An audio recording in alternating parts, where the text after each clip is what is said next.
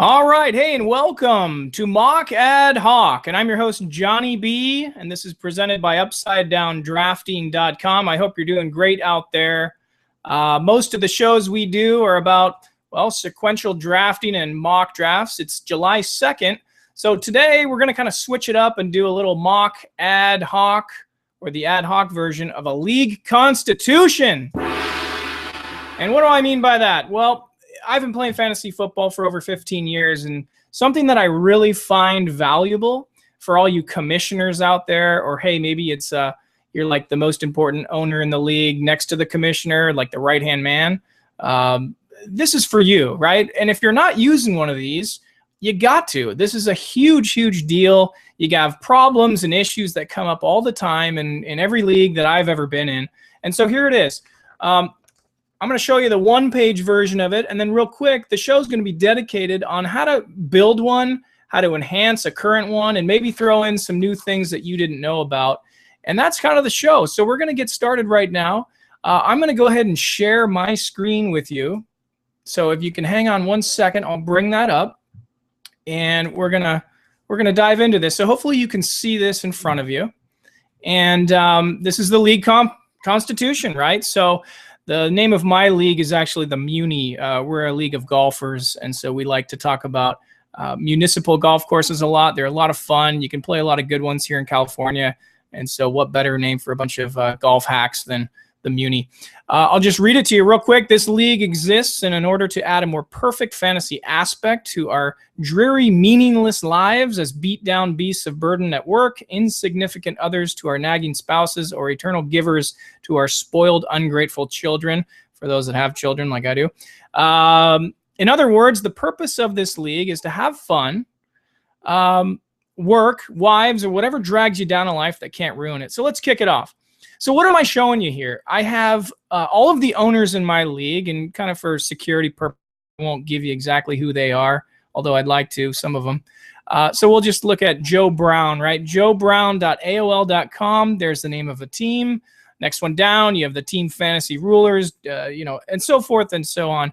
And basically what you want to do is just start it off like this. I'm giving you the very first page of your league constitution. This is exactly what it should look like. Who's in the league? The thing I haven't put up here yet that I could easily type in next to it will be the phone numbers of these individuals. People that have trades in their league, people that need to get a hold of a commissioner. Hey, you haven't fulfilled a full lineup and you're going to be fined.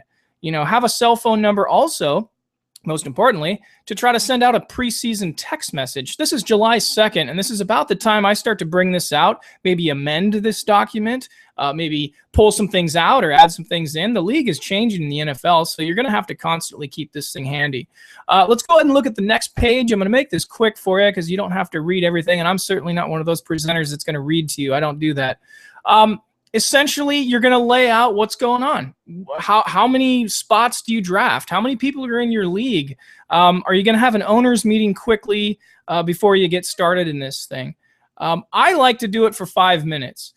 If you've read my second book, How to Enhance Your Live Draft, and I hate online versions, just let me get that out there. But if you read my second book, essentially what you want to do in July, if you're like me, and you've been doing this a long time as a commissioner, is have an owners meeting in the end of July. And what this does is two things. You can start the arguments in a backyard situation. You can have a couple beers. You can see people you haven't seen in a while, if this is one of those leagues where they come in maybe from out of town or a different city. A lot of our guys are like that. And it's another excuse to throw a party, right? And so what you can do in the end of July is get that part over with. Any sort of new rules, people can raise their hands, dedicate a couple hours to that night, get the thing done right in the end of July so that you don't have to turn into an owners meeting that should take 5 minutes draft day into what I've seen going in a couple hours sometimes. People are arguing over rules and stuff. Get that all said and done. At the top there, I've also indicated where the draft will be held, right? So it says Team 4040's house. That's Matt Forte, but funny team name I've seen. Essentially what you want to do is let people know where it is, right? Get your website going. Send out an email. Tell them what time, the date, everything, what they need to bring. If you have penalties like we do in our league, if you lose a league, you got to buy the food. You got to bring the drinks, right? So essentially lay that all out. Next, I'm going to just go into quickly the random pick spots. And so in my league, it's been tradition. It's really silly. Like I mentioned in the book, we actually ask people to count how many jelly beans are in a jar, and that's how we randomize who gets to go first. There's other ways to do it we've done where you actually pop some balloons. Gosh, I mean, I'm getting into some crazy things here. I know a lot of you are thinking, who is this guy? What balloons? What? Actually, it's kind of interesting. What you do is if there's a 10-man league, what you do is you get, let's say, 10 red balloons. And before you blow them up, you actually write down on a piece of paper, then fold it up, roll it up nice and tight, stick it in the balloon, go ahead and blow the balloon up, inflate it.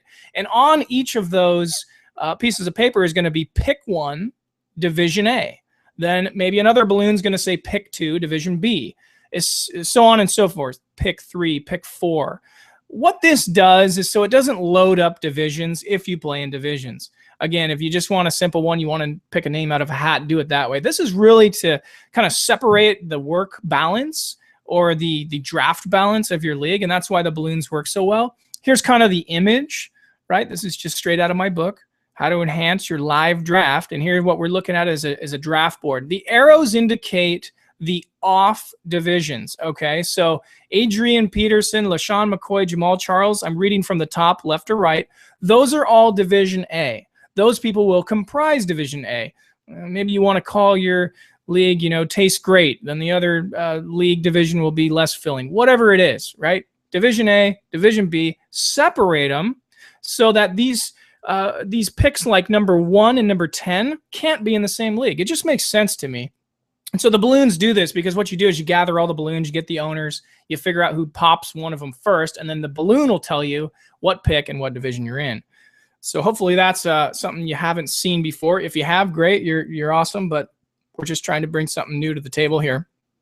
I even include transactions in my constitution. Again, you can constantly amend this thing. I won't go too much into transactions, but we have something called an undroppable list, and we actually enhanced that a couple years ago where every 2 weeks of the season, we redefine that list. Years ago, we had an issue where somebody dropped a key running back. I think it was on the Cowboys, and that person started off really good with that player, but then, he was a marquee running back preseason, but during the season, he sure wasn't. So should he be on the undroppable list if he's having a bad year? That's why we constantly update that list every 2 weeks.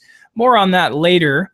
But essentially, I include the waiver wire. You're looking at that right there. Waiver wire, how that works. Lay it all out, just type it. This is a constitution. Mine's like 4 pages long, okay? I go into a scoring system, as you'll see here. I make it very clear what we're doing. Yes, the website will have that for you. Yes, people can see that on the website, but preseason, come on, let's face it, as well as I do, you fellow commissioners out there, no one's going to tune into the website. They don't care. They're going to do it last minute. You're the only guy trying to set this thing up because you're the genius of the league. So you need to have this in the Constitution. And what I do is I pass this out, right? All my owners have 2 separate tables. Let's say it's a 10-man league. I got 5 people sitting at that table, 5 people sitting on the table on the left. And then I pass this league constitution out. Again, I only do this for 5 minutes because I'm passing this thing out. We've already had an owners meeting the end of July. We do something fun in July where we have a winner's dinner. Okay, so the past people who have won the trophy, you get a ring in my league, and we all go out to dinner. And it's fun because then those champions or the champions dinner get to discuss what's going on. Maybe who should we kick out of the league? No, just kidding. Or, who would be good to add to the league if it's a 10-man and you want to grow it to 12, that type of thing. I think if you won the league, you kind of earn it. You get a green jacket in our league. We're a huge golfing league, as you know. So it's a Masters green jacket. That's also what comes with the trophy and a ring that you get to put on your finger. But that's a fun idea, too. End of January. So we not only have the backyard party with our owners, but I have a champions dinner where, hey, maybe there's only 4 guys in your league that have ever won it. Well, those 4 guys are going to dinner, and you can really talk to them about different things that you want to implement. The last thing I'll say is the rules committee, and I think this is the most important thing out of anything in my constitution. I'm not going to bore you with anything else in our constitution because it gets kind of particular on our league, but the rules committee is something we've taken right out of NHL hockey, right? Where it goes to the booth in New York and 3 people take a look. unbiased opinion of an issue or a goal that they need to review. In this case, it's fantasy football. Maybe it's a trade. Maybe somebody drops somebody. Maybe somebody has some collusion going on the side that you don't know about.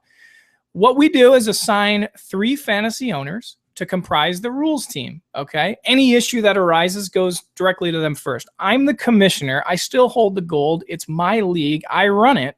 But I don't have time to deal with these petty issues, right? It goes to the message board, the problem that is, the issue, whatever. Once it's on the message board, I'll take a look at it, and then I'll pick up the phone. I'll send a text out or an email to my rules committee and say, get to it, fellas. And the 3 of them collaborate, right? They vote individually, and they come on a 2/3 vote, and they bring the message back to me, and then I let the league know what the final ruling is, okay? I interpret what's going on first. I don't make the decision. I wait and see, right? So you're playing CEO here, but again, what I've listed here at the very bottom, if the ruling is totally absurd, right? And every now and then you get a crazy rules committee, right? Because we randomly select it every year, and we do that by different things, maybe some bocce ball games or darts in the backyard, or who can drink the most beers, whatever. But the thing is every year we try to make it different. But sometimes you get a rules committee that's their ruling is just like, what? Those 3 guys, well, what about me and the rest of the guys in the league? We're like, that's just ridiculous, right? So in the end, the commish still makes the last final decision. But chances are, and I've only had it happen one time, I'd say 99% of the time the rules committee gets it correctly and everybody's happy and the thing moves on. So I'm just going to kind of leave you guys with that. And, as far as everything else in the league constitution, I will say the most important thing to do is to create one if you don't have one, amend it if you do, and make sure everybody has a copy of it. Because here's the thing, right? You can refer always to Article 1, Section 3, whatever. I think, hey, the police use this, right?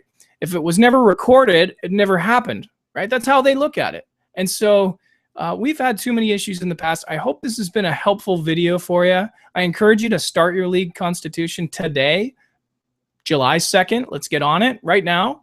You're a commissioner out there. You're the smartest guy out of all the ruffians you have in your league. I understand what you guys go through.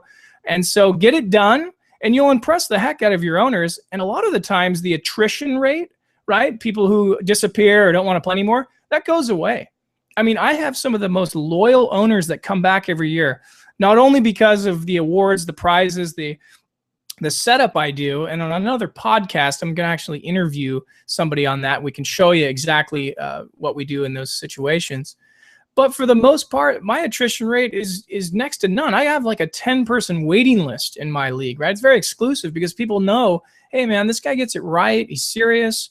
The fees and dues are all collected before the last preseason game. We have a system here, and if you don't want to follow it, you're not going to be able to be reinvited back. And so I would say the league constitution's your friend.